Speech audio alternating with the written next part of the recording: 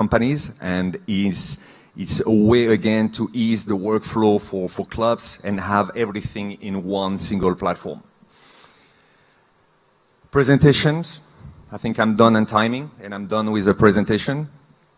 And it's not easy, I tell you, in 10 minutes to do that. But the presentation tools is very good, very easy to use, and again, for athletes it's very important. When I was a football player, we didn't have access to that kind of thing. I hope I will have that chance to get this, because a coach basically can prepare video footage, send it to the athletes. So basically for feedback, review, communication, it helps so much. Last one is the platform integration and how it works. As you can see, you have the three different ones. You have Focus, you have Match Tracker, and the Hub, and everything can be shared through the whole, across the whole organization. No, that's my last slide, I'm sorry. So I will do 12 minutes, sorry. So unique differentiators, so again, back, sorry. So what the strengths of the company, this is something I always repeat, is you always compare apple to apple. You know, if you speak to a competitor, and this is not my style to speak bad about competitors, and I always, you know, I'm always happy that people are coming in the market and I support it, you know, but where we are very strong is in terms of support. We have clients in here in the room, and also during the conference, we have a lot of people in here, and is for every elite clients, we have a sports scientist that support, you know, the client. Again, I will not go through that. Thank you very much. Please. Thank you very much. So, yes, as we're talking about, this is not a technology to finish in 10 minutes, but a real question. Benoit, please take this. Okay, a real question. We just saw world's biggest leagues, national teams, and the other the Champions League teams. But if I am a second division team, or an amateur, or another sports besides football, so is there any solutions from Catapult to give to the other, and for example, academies and amateur teams and the lower divisions? How do you produce your solutions? Yes, that's a great question. So, yeah, what I've presented today is mainly focused on elite product and solutions, but we, you know, as you can see, our vision is really to unleash potential of every athlete. So for us, every athlete is important. So even someone that playing one time a week on the five side with friends can have a device with a very simple software that we call Catapult One. So this is kind of our consumer product, and we can also use it for teams. So we have the team software or the consumer software, so anybody can buy it, even can buy it online. So those are for the consumers. And for the sub-elite and academies, we have other solutions, hardware and software, that provide only the essential metrics. So it's standard, you can't customize it, but it's pretty easy to use, and it helps a lot of academies and small clubs in the world, you know, so around the world. Yeah. So the second question, you didn't finish the development. You know, technology don't have the boundaries, but what is next for Catapult in the 2023 and the more on the timeline? Okay, so the first thing is we you know, Catapult is all about innovation. So recently, it's not about football, but we have developed the first American football tracking, you know, so we can track the ball. So now all the teams, franchises in the US, when they will use the American football ball, will be tracked. So this is new, you know, is a new thing. What is important also is Catapult, I think the direction that Catapult is taking is to make sure that we simplify even more the software. This is very important. We don't want end users to spend too much time on the software and make it complicated. So we want it to be more simple, and probably remove the console component, so that all the data goes directly to the cloud for the user, again, to to spend more time analyzing than figuring out how it works. So again, is improving the way you use the system. Congratulations for using all your 15 minutes and just the 15 minutes. Sorry, guys. Thank you very much, Benoit CROISSANT. So the second guest is Dr. Anil Isik, founder of Manilab, and he's going to do his presentation. Thank you. Hello. Thank you. Welcome, everyone. First of all, I'd like to thank the organization committee to this invitation. And actually, I'm a sports medicine specialist, and I have different positions, administrative positions in Acıbadem Sports, which is one of the FIFA medical centers around the world, and in a professional soccer team as a head of medical. But I am living these identities here, and I'm here with my position in Manilab, which I have involved in as a beginner developer also. I had to be in. And I'm in the field also, so I see the struggles about the decision making on the field with the information coming from the software. So I just give a name to the presentation as speaking the same language as the software, because we cannot speak sometimes and we are having confusions. So in my area, I'm going to talk about injury risk prediction and injury prevention and the low performance prevention. So if you have a software and the information comes, this player is on a high risk. So what you are going to do? You will rest him or you will train him. So this is the most confusing part on the field. There are some pathways, the easy ones or the algorithms or the complicated ones that says you can decrease the workload depending on the perceptual well-being or the workload, or depending on the internal and external workload relationships, or it says you need to increase the workload. Or depending on the perceptual well-being and the readiness relationship, it says you need to increase the physical preparation, or you need to give the player to an extra recovery. Which one are you going to do? You can depend on some kind of trends as acute chronic workload, and Chris also mentioned yesterday, some spots, sweet spots with your solutions, with your own solutions, you can create them. And or you have some Excel sheets, you can have traffic light alert system, but you will always have, you need to give the decision as a practitioner. So Manilab comes into play in this area as an AI-enhanced athlete monitoring and risk prediction or risk forecasting software.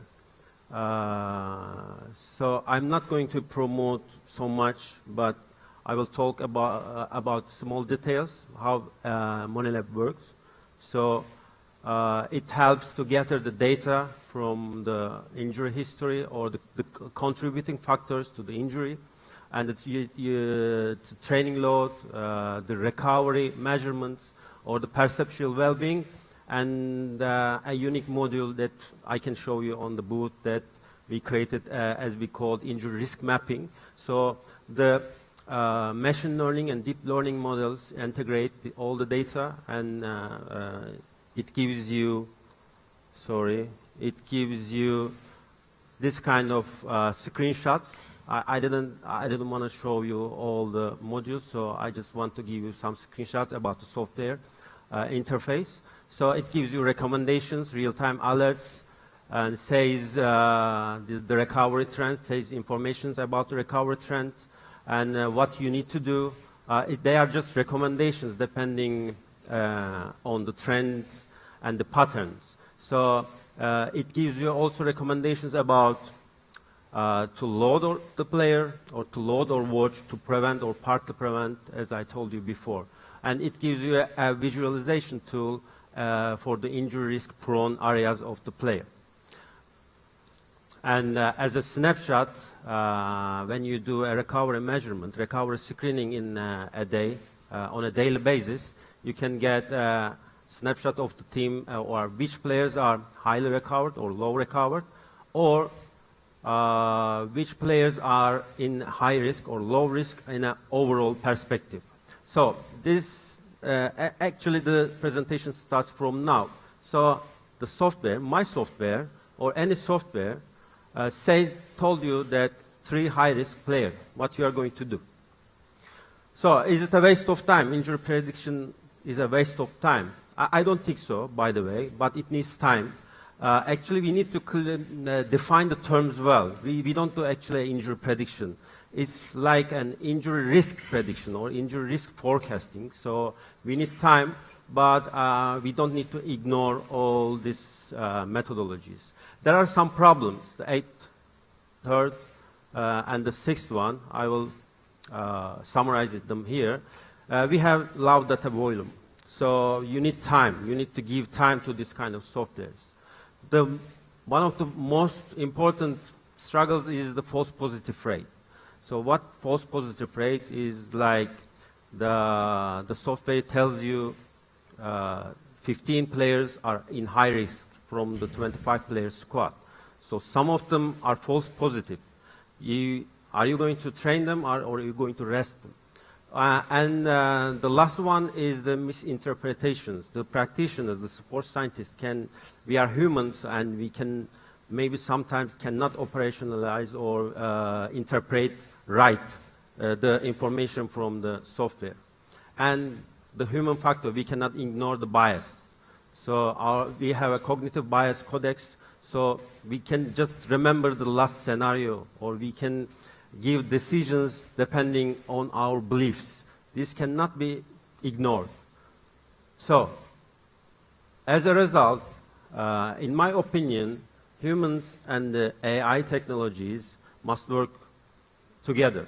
So, at the beginning, you can keep the human observation in the majority for decision support. And then you can keep going, and for the decision making augmentation, and 50% just comes into play. And then at the last one, AI can not replace, but take the majority part of the big data management, and the human can put his or her observation into mind.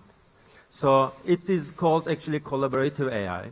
So we are, as a Monilab, aim to produce a collaborative AI model that humans and the software can interact together. So you will see at 60 or 70%, you will see many promotional technologies that say 60 or 70% we reduce the injury rates, but they ignore the false positive rate. For example, you will see on internet many teams are like, we use this software, 70% reduction in the injury rate. Or just a technology, we say 65%, we detected the happening injuries.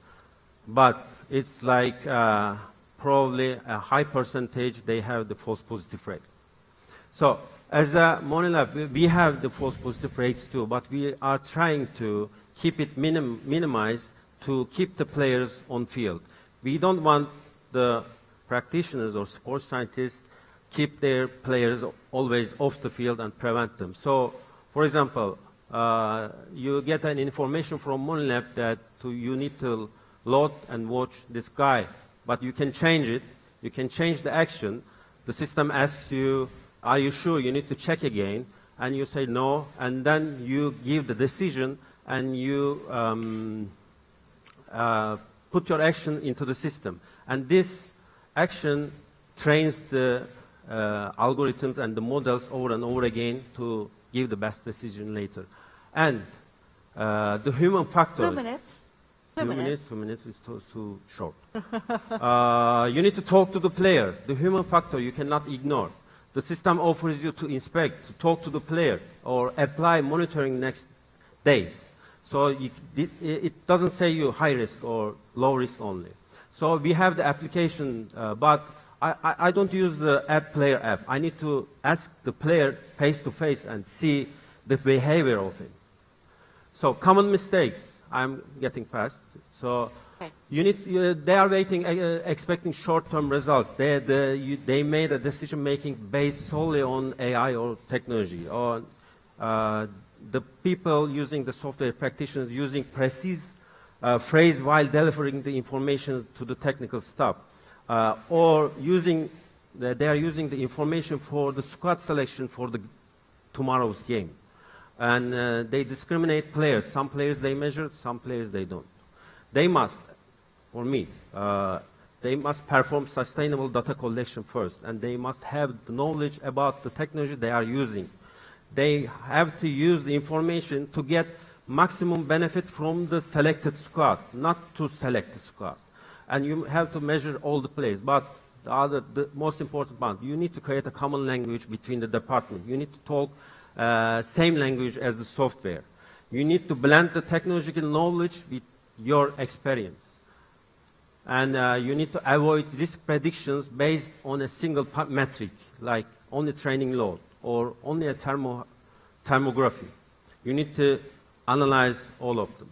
For example, like as a common language, to create a common language, who is tired is a wrong term. You need to tell the team is well recovered today or not. This player is high risk of injury. He must not train today. This is totally wrong. You can say player didn't recover well. We must keep an eye on him. Recent training load was so high. Let him rest today. This is wrong. You need to say, you can say, acute adaptation signals are detected. Let's check real-time GPS data.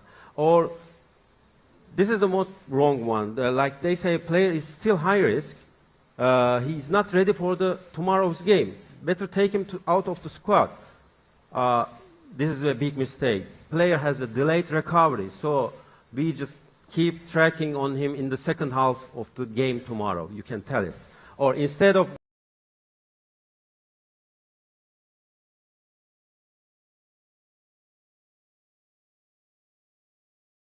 you can say it may be required to take player feedback-based actions in the main session of the training. Or instead of he can get injured in the next game, you can say GPS tracking or observation is needed in the game tomorrow to get the signals of the fatigue. So, take-home message. Recovery monitoring is the key. Not only load, you need to see the balance between the load and the recovery. You need to start with simple. Don't confuse yourself. Take the simple technology or methodologies. You don't need to take the best innovation. You can start with a simple adductor squeeze test and start improving yourself. And know what you are aiming. Know what your technology is capable of. Interact with your software, and you need to create templates about reporting to the technical staff. Don't take the information directly from the software to the decision makers, and don't act precisely. So thanks for listening. Perfect. Yeah, good? Okay. Perfect. Thank you very much. Okay. So, yeah, again, a need, not just only a technology. A need. I think I know these kinds of technologies is been producing all over the world, but I know that Başakşehir here was one of the first ones to use the risk of the injury calculation. So this is the most important thing, one of the most important things. So you were on the field and you are on the software part. And so what is the most big challenges for you to work on the database decision making?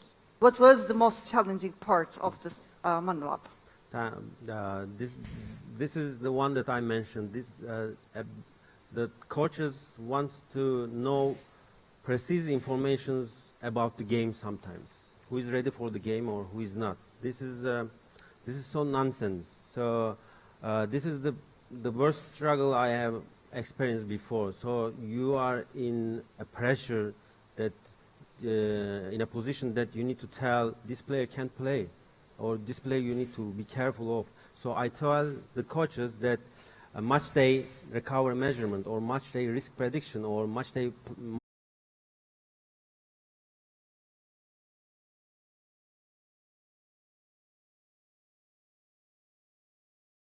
So, for example, I don't use the software in the pre-season. I give them the natural selection. So I don't tell any risk. I do sometimes recover measurements, but mostly based on the player feedback, not the HRV, not the thermography, and etc., because they need to take this training in the pre-season. So sometimes they say why we were measuring, why we were having from the software the information in the season, why we don't do, and I explain like this. Yeah. Okay. So you said that recovery is the key, Yeah. but think me as a club, or as like an academy or for a lower division, who is not have the software for recovery monitoring. So. What would you suggest to these teams to start with? Where would they start from? Yeah, good question. So, as a Monolab perspective, Monolab is a flexible software that can work with the simple technologies, simple old school technologies. If they don't have thermography or groin bar, etc., you can use the pressure sweeping or manometers or knee to wall test with the simple meters. We can design custom tailor-made modules for them. This is no problem. But as a club who has this vision and don't know where to start, so they can build their own lab. It's not about the money. They can make cooperation with universities. They can make cooperation with startups. Companies or institutions, they need to convince the board and they need to give time, they need to give responsibility, and maybe one of the most important trends now, they need to give opportunities to the students for internships from machine learning and deep learning and statistical analysis. Yeah. I think so. Thank you very much. Thank you very You're much. welcome. So our third guest is Associated Professor Ali Onur CERRAH, is founder of Sensible. Thank you very much. Thank you. Hello, everyone.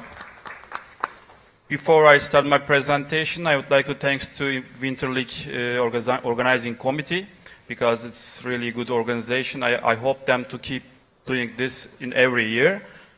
Let me introduce myself. I am one of the co-founder of Sensible VR. And also I am an associated professor at Eskişehir Technical University Sports Science Faculty. And I also have been coaching more than 15 years in different levels, including Turkish Super League. So I am in 3 different parts, science, technology, and the field. So today I'm going to introduce you with very, very brand new technology actually. It's not just for soccer, it's also for another sectors. And you know, here this chart is adapted from the latest book of Paul Bradley. This is one of the chronological development of technology in soccer. So when we have a look at the chart, we see that in 1970, the technology starts with notational analysis and then keep going like heart rate analysis, GPS technologies, as we explained just one presentation before. And now artificial intelligence technologies are one of the famous technologies in these days. But the latest trended technology is virtual reality. So virtual reality technology is mainly focused on cognitive skills, but these skills generally in soccer and in football ignored in many years. It's maybe because due to the fact that, you know, the lack of sophisticated technology equipment. So as we already know, the football is placed much faster than before in modern football. So what is behind it? You know, this is possible with the players who cannot run only fast, but also the players who have game intelligence, mental toughness, and technical capacity. So we cannot ignore these three parts from the football. So sensible, we are focused, actually, this invisible part of the iceberg, we could say. This is a term, soccer IQ, probably everybody heard about it. If the player spends a lot of time, he has more chance to have vision. So this is directly affect for appropriate decision-making capacity. So in brief, we could say, if you see more, you think quicker, and you play better.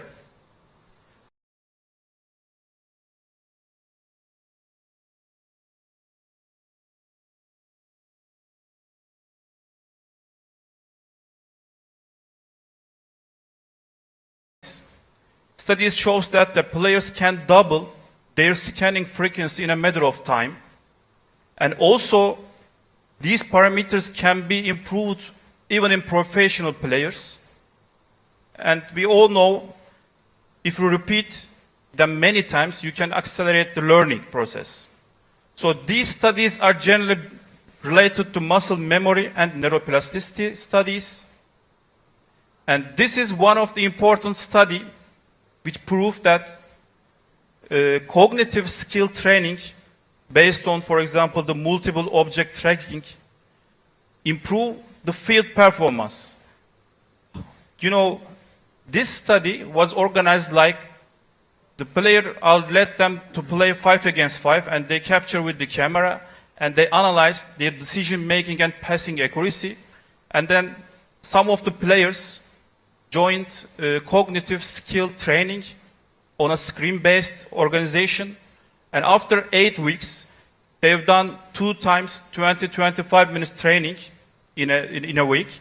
So they improved their passing accuracy and decision-making accuracy up to 20-25%. So it's quite huge improvement for the players' decision-making capacity. Here is another example from top-level player Alexander Arnold. One of the training organization just regarding to the visual performance. Trent Alexander-Arnold developed reaction and processing time, vision capacity, adaptation to following action, and visual concentration and multi-object tracking performance. As you see here the numbers, it's quite huge improvement for one of the top-level players. So scanning is very important ability for top-level players. So here is the scores. Almost all players are scanning 2 times in a second. And in each, or when we have a look to this graphic, the Xavi is the king of this actually ability. So scanning we see here to be top level, it's really necessary performance criteria. 2 minutes. So when we have a look at advanced cognitive performance in football, this is really brief example. So for scanning, you need to have this player positioning, body orientation, and peripheral vision capacity. And afterwards, after you process the information, the perception is deciding what the execution you should do. So execution process is also here, is very important for the players. But this part is really ignored part in soccer total performance. So when you combine this performance with technical, physical, and tactical performance, you decide what you should do on the field. So we, as a sensible, we are directly focused on this 60% performance criteria, because even though you have a good technical, physical, and tactical knowledge, if you don't process well, if you don't execute this process in the right time, in the right position, your total performance can be low. So what is sensible VR? Sensible VR is a technology which converts 3+3 meters into a stadium. So we could say that it's a virtual football testing and training platform. This is an immersive virtual reality technology. That's why we are a leading technology on the world. We could say that because to be an immersive, you should have your this parameters in your technology. It is continuity of surroundings. So when you are in the virtual environment, you feel that you are in the stadium. So conformance to human vision. So when you are in this environment, you should feel that the sizes around you, the materials around you should to have the same size as you. So you should have a freedom of movement. Okay, you can play this organization. You can train 3 against 3, minimum 3 against 3 platform. And physical interaction is too important. So when you kick the ball, for example, in the football, the ball should move as it moves on the real field. Haptic feedback is so important in this kind of technology. It's called immersive because we have a haptic feedback. So this is a patented technology. When you kick the ball, the virtual ball, you feel the haptic feedback, the part where you touch the ball. So narrative engagement is so quite important. So when you are trained in this technology, you feel that you're like in the normal field. So 3D audio also provided by the technology. So as a sensible, what is our solution? The technique capacity, cognitive capacity, neurophysiological, psychological capacity, physiological capacity, and reaction capacity can be tested in 20-25 minutes in a virtual environment. And up to 200 parameters, we report all the results of the player. And we suggest the players up to 1,000 from the different scenarios to develop their skills. And players perform these trainings in the virtual reality environment also. So according to the results of the Sensible VR, we compare all the players' results and develops their skills in the virtual environment, which is really ignored part. Thank you very much for listening. Thanks a lot, Associate Professor Anil, Onur, CERRAH, founder of Sensible. Again, not just the technology, a need. So every team should have these kinds of technologies to improve themselves. But you emphasize that this is a brand new technology. So did you apply to obtain the patent rights?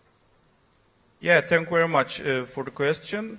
Yeah, we already got one patent, and we also applied 3 different patents, and we are planning to get 2 more. We are planning to apply 2 more different patents soon, we could say. Yeah, great. So I was wondering if this system can be used effectively for the youth academies and the professional teams, because this is much more look like technology for youth teams and the academies and the professional teams. Yeah, actually, first when I explain the technology, everybody thinks that it's just suitable for the youth players. But when we think about deeply the technology, even in professional players, the skills that I mentioned in my presentation can be improved. So in which situation we can use these technology? For example, in the professional level, after injury, there's a time to return to play. So in this technology, there is no loads, there is no duels, there is no contact, but the players is inside the cognitive skills of the specific to the soccer. So it's really suitable for preventing the injury process, and also the players should decide quickly in the game to play faster. So the main aim of this technology to speed up the game of the players and also the team. So in the game, for example, in a cognitive level, there is one example. There's no time to explain to all of them, but for example, being online and offline. So in the game, a player, after 11 seconds, most of the players are just focusing on the ball and getting an offline. So when they get an offline, when the opponents are moving the ball, in a sudden moment, it's just less than a second, when there is a deep ball over the defense line, for example, the defense player can get like offline, so they get sleep, so they lose the conscience about around, so the opponent can score the goal. So it's not just like the technical improvement technology, it's also when you are defending, when you are attacking, when you are starting the transition from attack to defense or defense to attack, all are related to the decision. So how fast we give this decision, that much we play faster, and that even 1 second is too important to score a goal. So this kind of technology can improve and develop this performance. Yeah, I need one too. So yeah, everybody needs one. So do you have any questions? Yes, please. Yeah. Oh, I'm going to give you, okay.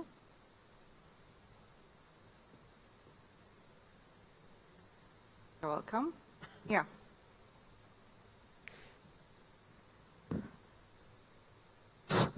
Thanks so much. First of all, thanks so much for the extraordinary presentation. How is calculate your system? How is sort this report for we? Thanks so much. The question is for? For the Professor Ali. Professor, yeah. Yes. Yeah, professor, yeah. Yeah, we have a professor, we have a doctor, yeah. Another doctor, yeah. Okay. Thank you very much. Yeah, please. Yeah, thank you very much for the question. The scenarios we created in the technology is specific to the soccer. So these scenarios just organized to develop and to test the player's ability of cognitive skills and reaction times, and also the some game intelligence. So we have trackers on the players. We have a virtual reality system. So when the player reacts to the scenario inside, we measure the time when they started, the reaction time, and then when they finish kicking the ball, we measure the time difference, and there is an algorithm behind it. So this algorithm gives us a result about the skill of the player, and then we suggest them according to their results, another virtual reality environment trainings. So it is also can be used for talent identification actually, because we all numbered all the actions of the players in this environment. And also I can say that if you wonder and experience the virtual football, we have a demo room here.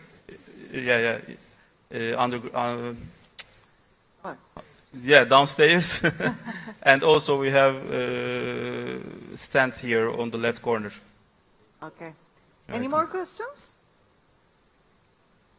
Okay, so would you please be guests of our guests in their stands, and please ask your questions to them, and please be aware of the technologies rising and increasing, and what kind of new solutions can be interpreted to the football industry. Thanks a lot for your participation, and good afternoon. Thanks a lot. Thanks, guys.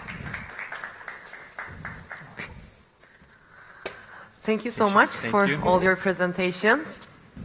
Thank you. Thank you. And I'm going to give the certificate. Before you leave, I'm going to give the certificates, and we're going to take a picture if you can. So thank you. It's an honor for us to have you. Didem, DILMEN, it's yours. And Ali Onur. Thank you. Benoit, CROISSANT. And Dr. Anil, Isik. Thank you so much. So you're going to take a picture with our photographer.